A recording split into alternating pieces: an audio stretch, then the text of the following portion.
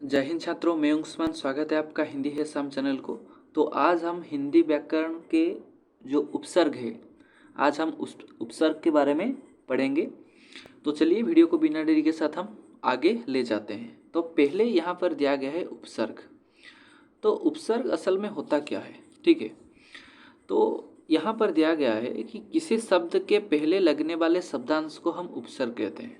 जैसे मान लीजिए आपका हो गया आहार, तो आहार का पहला शब्दांश जो आ है ये हो जाएगा आहार का उपसर्ग, यानी हार आहार, ठीक है। तो इसका जो अपना कोई अर्थ नहीं होता, किंतु जिस शब्द में ये जुड़ते हैं उन्हें एक नया अर्थ दे देते हैं। यानी जैसे आपको हो गया कि हार, हार के पहले जब हम आ लगा देते हैं वो शब्द का अर्थ बदल जाता है। जैसे हार के पहले हम लगा देते हैं आ, तो ये हो जाएगा आपका आहार। आहार यानी खाना। तो हार, हार यानी दो अर्थ आ जाएगा। हार यानी जो युद्ध में हारना, और हार जैसे एक हो गया आपका अलंकार। तो यहाँ पर दिया गया आहार, प्रहार, हार प्रहार, विहार, संहार, परिहार, उपहार, ये सब हैं। तो हिंदी में अधिकांश उपसर्ग संस्कृत से आए हैं। इनके अलावा कुछ उपसर्ग हिंदी के अपने हैं और कुछ अरबी फारसी हैं। तो यहाँ पर नीचे कुछ संस्कृत के उपसर्ग दिए गए हैं। तो चलिए हम संस्कृत के कुछ उपसर्ग के बारे में आलोचना करेंगे।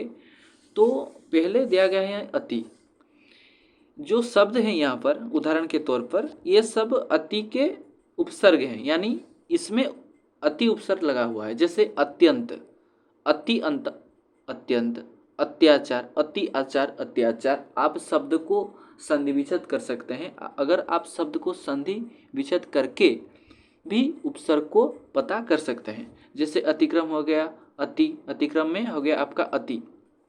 अधि उपसर्ग के कुछ शब्द हैं जैसे अध्यक्ष, अधिकार, अधिपति।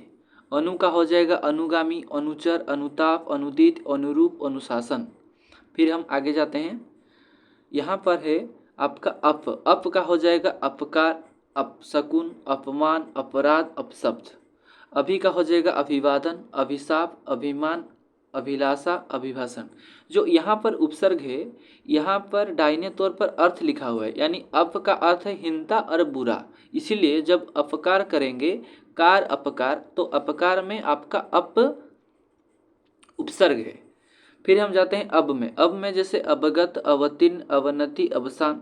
आ का हो जाएगा आजन्म, आक्रमण, आकर्षण, आदान, आचरण, आरंभ। उत और उद, उत और उद में हो जाएगा उत्कर्ष, उत्तम, उद्धम, उन्नति, उत्कंठा। उप में हो जाएगा आपका उपनाम, उपदेश, उपकार, उपवन। दूर या दुस में हो जाएगा आपका दुरवस्था, दुराचार, दुर्गुण, दुष्कर्म, दुस्सह। नी में हो जाएगा आपका निरोध, नियम, निवास, निवेदन, निवारण। ये जितने भी शब्द हैं ये आपके उपसर्ग यहाँ पर लिखा गया है। जैसे निरोध में, निरोध में उपसर्ग क्या है? निरोध में उपसर्ग हो जाएगा नी, नियम में हो जाएगा नी, ये वाला। फिर आगे हम जाते हैं। आगे दिया गया है कि परा, परा के कुछ उपसर्ग हैं जैसे पराजय, जय, पराजय, पराभव, परामर्श, पराक्रम। परि में हो जाएगा परिवार, परिक्रमा, परिचय, परिपूर्ण, परित्याग, परिवर्तन। प्र में हो जाएगा प्रगति, प्रसिद्धि, प्रयोग, प्रकाश, प्रख्यात। प्रति में हो जाएगा आपका प्रतिक्षण, प्रत्यक्ष, प्रतिवादी, प्रत्युपकार, प्रतिध्वनि, प्रतिलिपि, प्रत्येक। वि में हो जाएगा आपका विदेश, विपक्ष, विख्यात, विनाश, विनय, व्यर्थ। व्यर्थ भी हो जाएगा आपका वि वाला उपसर्ग। सम में आपके आते हैं कुछ शब्द जैसे संकल्प, संग्रह, संगति, संत, स्वयं। सु में हो जाएगा आपका सुदूर, सुकर्म, सुलभ, सुगम, सुपुत्र, सुयश। जैसे यहाँ पर कुछ शब्द हैं, बहुत सारे भी शब्द हैं। ऐसा नहीं कि सिर्फ यहाँ जो मैं आपको पढ़ा रहा हूँ उतना ही शब्द है, ऐसा नहीं है। आप ज़्यादा से ज़्यादा प्रैक्टिस कर सकते हैं। मैं आपको इस क्लास में जो डिस्कशन कर रहा हूँ, यानी कुछ इम्पोर्टेंट है ऐसे शब्द जो परीक्षा में अक्सर पूछा ही जाता है। फिर हम कुछ हिंदी के उपसर्ग के बारे में आलोचना करेंगे। तो हिंदी के उपसर्ग के बारे में आलोचना करने से पहले यहाँ पर दिया गया उपसर्ग आपका अ से क्या हो जाएगा? अमल, अथाह, अलग, अचेत, अज्ञान। अन में हो जाएगा आपका अनपढ़, अनदेखा, अनगिनत, अनसुनी। अध में हो जाएगा अधकचरा, अधमरा, अधजला, अधपका, अधखिला। उन में हो जाएगा आपका 59, 29, 19, 49। ओ में हो जाएगा आपका अवगुण, अवसर, अवघट, ओढ़र। क या कु में हो जाएगा आपका कपुत, कुपत्र, कुदेश, कुठोर, कुघड़ी। स या सु में हो जाएगा आपका सपुत, सुघड़, सुडल, सुजान। दु में हो जाएगा आपका दुबला, दुकाल। नी में हो जाएगा आपका निकम्मा, निडर, निहस्ता, निधकड़। बिन में हो जाएगा आपका बिन देखा, बिन काम, बिन व्याह। भर में हो जाएगा आपका भरपेट, भरपूर, भरमास, भरसक। ये भरपेट वाला जो शब्द है 10th के एग्जाम में पूछा गया था कि भरपेट जो शब्द है, भरपेट शब्द में उपसर्ग कौन सा है, भर आ जाएगा। यहाँ पर भरपेट में भर उपसर्ग है। तो चलिए आगे चलते हैं, कुछ उर्दू उपसर्ग की आलोचना करेंगे। तो कम में हो जाएगा आपका कम अकल, कमचोर, कम समझ, कम उम्र। फिर हम आगे जाते हैं। खुश में हो जाएगा आपका खुशखबरी, खुशबू, खुशकिस्मत। गैर में हो जाएगा आपका गैर सरकारी, गैर हाजिर, गैर कानूनी। ना में हो जाएगा नाचीज, नादान, नाराज, नालायक। देखिए यहाँ जितने भी उपसर्ग हैं आपको इस सभी उपसर्ग के बारे में पढ़ना चाहिए। जैसे यहाँ पर उपसर्ग हैं, उपसर्ग जितने भी शब्द हैं यहाँ पर उदाहरण के तौर पर आपको ये सब ना समझकर ही लिखना होगा ध्यान से। कुछ ऐसे भी शब्द हैं जैसे आपका व्यर्थ हो गया ये, और आपके खुशबू हो गया, बदबू हो गया, यहाँ पर है आगे बदबू का। तो यह ना बहुत घुमाने वाली चीज़ है, जब परीक्षा में पूछा जाएगा आपका ये जो दिमाग घूम जाएगा, इसलिए आप ध्यान से और समझ कर ही करिएगा।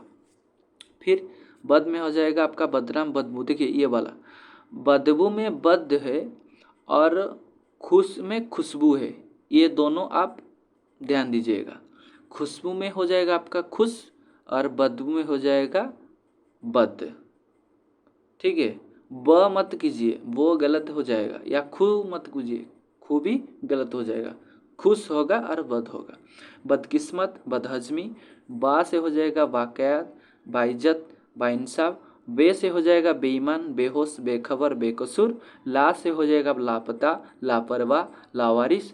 सर हो जाएगा सरकार, सरपंच, सरदार। फिर आगे भी कुछ हैं, यहाँ पर 2 हैं।